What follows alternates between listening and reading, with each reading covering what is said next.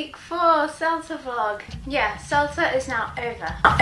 We've done, it's Saturday of week 4, and yes, so I had a good night's sleep last night, but, oh, I never put earrings in.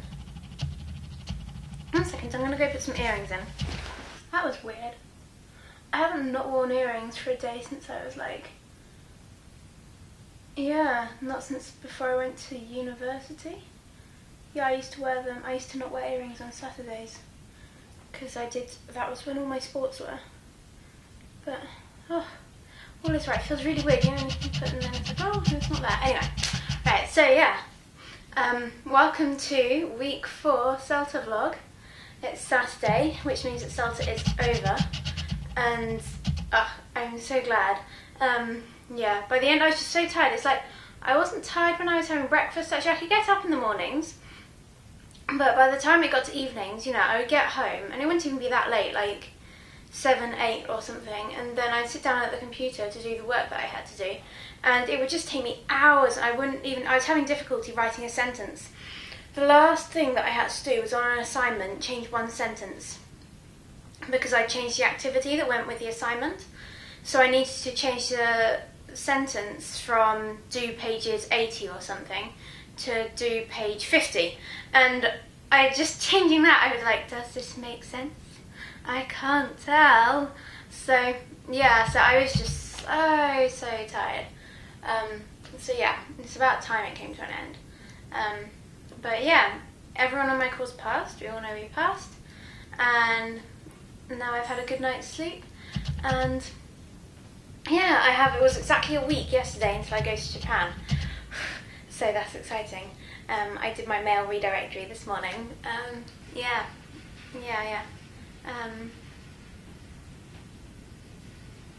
Something weird. Can you hear that? It sounds like someone's trying to bang on the door downstairs. It's all good. They've gotten out of the building now, whatever happens. So as long as they're not coming in the building, that's okay. Yeah. So yeah, that's that. So final week. Oh yeah, that's what I should tell you.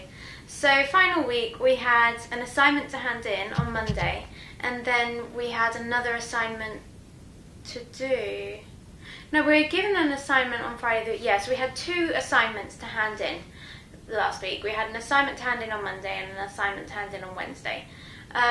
And I was a bit worried that because they'd always been asking for resubmissions on everything, that what if they asked for a resubmission on the Wednesday assignment, because I was teaching on Thursday and then Friday was the last day, so I was like, oh, and they said basically everyone, you'll never need a resubmission on the last assignment. The last assignment was, so the other assignments were all to do with like setting work or watching students. So the first assignment that we handed in, I told you that was about so long ago. Oh yeah, that was find a piece of reading or listening that would help your class. So a newspaper article or something that's from the real world. And then write about why that's a useful task for them to do, and then write some exercises for them to do, some questions for them to answer or something.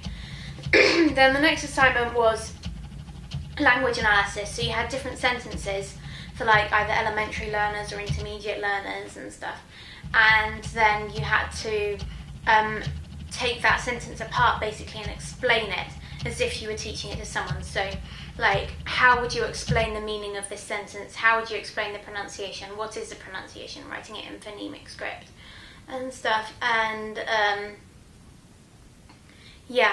and you might have to say subtle differences. So like one of them is, what's the difference between to look up and to look up to? And you have to be careful because it's not asking you for a detailed, it's not asking you for like an explanation that you give to your university professor. It's asking you for an explanation that you would give to a group of learners. So in a way that makes it harder, because you as an English speaker, it's sometimes really hard to explain things in simple terms. And you want to break it apart and say, well, this word means this, and this word means this, and this word means that, but that's not what you do for learners because it's too complicated.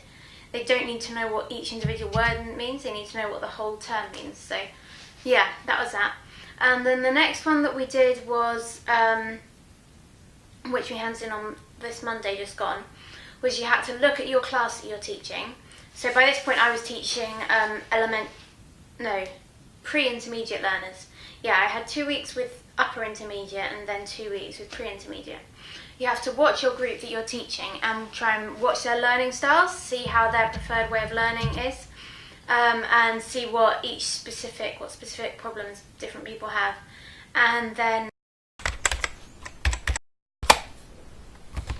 write suggestions as to how you think they could personally, so to help, so rather than teaching your class, it's more how you would help individuals with specific problems that they have. And then the final one that we did is the one that they say no one ever has to resubmit, and that's looking at yourself. So you look at all the feedback you've been given and how you feel about your teaching yourself, and you say three things that you think you do well and 3 things that you think you need to improve, and then you write like an action plan of how you're going to keep improving yourself after you finish Celta. So no one needed to resubmit that as far as I know. That was all fine. Oh, sorry, I hope I'm not being done. One of the guys on our course, on the second to last day, started getting like really bad sore throat. Like he thought he was going down with a throat infection. He seemed okay on the last day though, so maybe he wasn't. But he had a really bad sore throat anyway. And then yesterday, my throat was starting to feel a bit sore, and there was another girl whose throat was starting to feel sore. So he was like, oh great. But that's the one thing that worried me with Celta actually. The thing that worries me the most is that you cannot take time off if you're sick. Well, you can maybe take a day off, but if you take more than a day, you're going to start to miss too many input sessions, and too many input sessions are where you get taught how to teach. They're like the workshops. You'll miss too many input sessions and too much teaching practice, and it will just be really hard to make up the actual hours that you need, and you'll miss too much advice about how to teach to get the qualification. So, and you could probably say, I'm sure there'd be a way that you could top it up on another Celta course or something if you were ill like that. But if you're on a tight schedule like me, then you can't do that because you've got to leave the country by then. So yeah, that's one thing to bear in mind, that if you're taking Celta on a tight schedule, schedule? I think schedule's American, schedule's British. So they're both correct, but I'm British, so I should say the British one, schedule, I think. Anyway, if you're on a tight schedule, then you can't get sick, and I never normally get sick, but all of a sudden when you know you can't, then that's pressure. And it starts to worry, especially because you're staying up late as well, so you're putting yourself in prime position to get sick. But yeah, so that's that. And then last day we went for lunch, and then we went for some drinks together, and that was really nice, and we got to have fun with our tutors. Our tutors were great, they were really cool, Jackie and Darren. And they had they were both quite different personalities. They were personalities, they were characters, but they were great, I loved them. And really helpful as well, they both gave you advice in very different ways as well.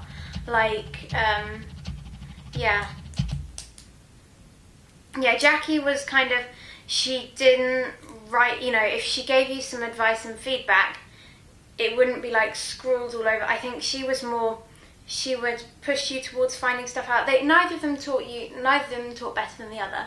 They were the same, but just different ways. So I think Jackie pushed you more towards making mistakes and finding out yourself. Like, if she heard you saying something and she's like, I'm not sure this is going to work, she wouldn't say don't do that, she'd let you do it anyway. And she might give you a funny look like, that would be interesting. You learn to know her looks by the end of it. Yeah.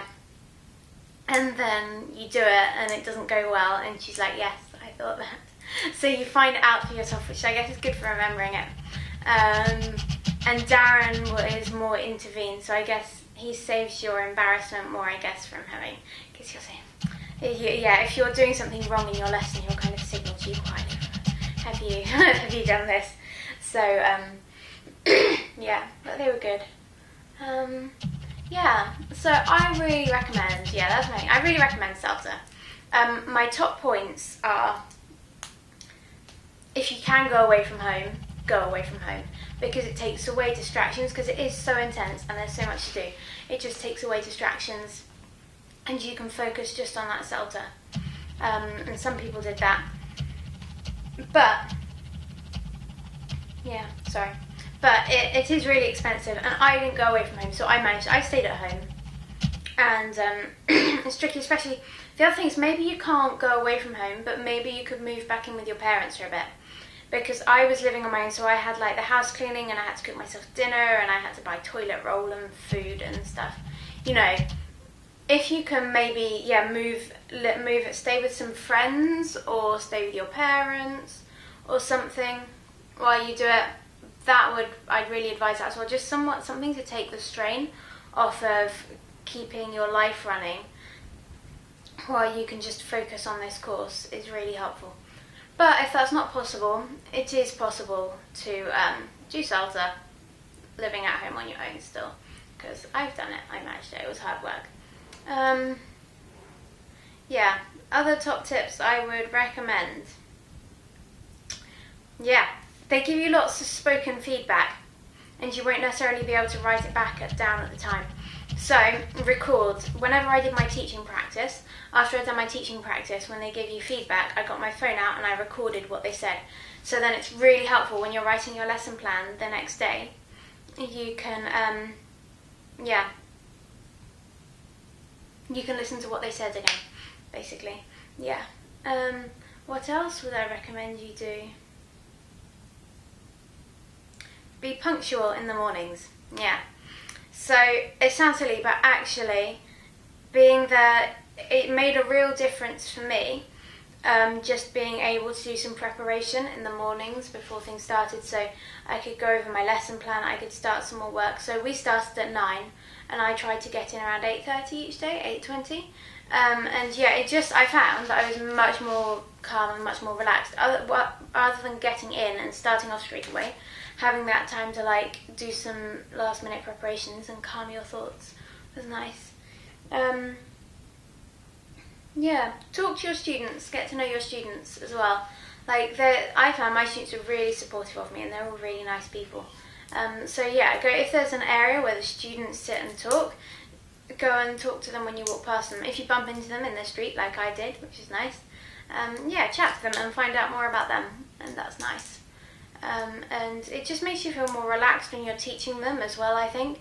And when you're explaining things to them, it really helps if you know a bit more about them, because you know how you can tailor your explanations. Like, you know, oh, I know this person is really into this sport, so if I do an illustration that's like that, then that will help them. So yeah,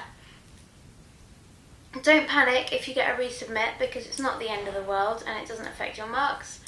And most people get resubmits.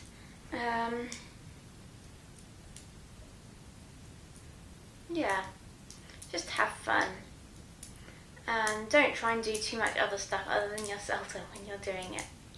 So yeah, I've also, hopefully the sound, or see if the autofocus. So basically I had two problems.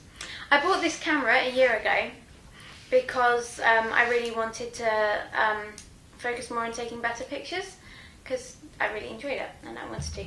But I never thought, so I got this camera, it's the Canon EOS 100D. And so I got it because it's particularly small, because I was worried that if I got a really big camera, I would just never be bothered to carry it around with me and then I'd never end up using it. So it was particularly small. And it's small because it's not compromised on the photo capabilities. It's just compromised on the video. But at the time I was like, well, I'm not interested in taking video, I'm only interested in doing photos, so that doesn't matter. And then I did start doing videos. And basically the autofocus is really noisy, so the noise was coming up on the videos. And then the autofocus was also really dodgy, so I was like fading in and out. So yeah, so to try and fix this, I was looking on, and I never read instruction books. Well, the instruction books didn't even tell you that much. So I was looking through the menu options on my camera, and I found there's more than one option for autofocus. So it was on face tracking, which would sound like the most obvious one for filming people. But I tried switching it and there were two other options, and I think I found the one that worked the best. And then it also suggested that you get an external microphone to cut out the autofocus noise. And I looked, and microphones are really expensive if you go into like an electronics store and find one. And I haven't got budget for that right now. So against all advice that I've been given of not spending less than £100, I spent about £5 on one on eBay. And if it's attached, if it's screwed to the top of my camera, then you still get all the noise. It's as if it was using the camera on the camera. I mean the microphone on the camera.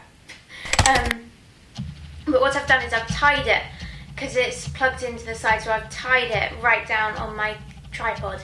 And I don't think it cuts it all out, but I think it cuts out a lot of it. So hopefully the noise is okay now, and it's just the autofocus. Hopefully the autofocus is okay as well. But even now I can hear it moving around, which it shouldn't do because I'm staying here. So maybe, we'll see. I'll get it somewhere, but for now you'll have to, hopefully all this fading isn't too psychedelic and doesn't annoy you too much. I'll do something, I'll sort it out, I'll work it out a way. So, yeah. See ya.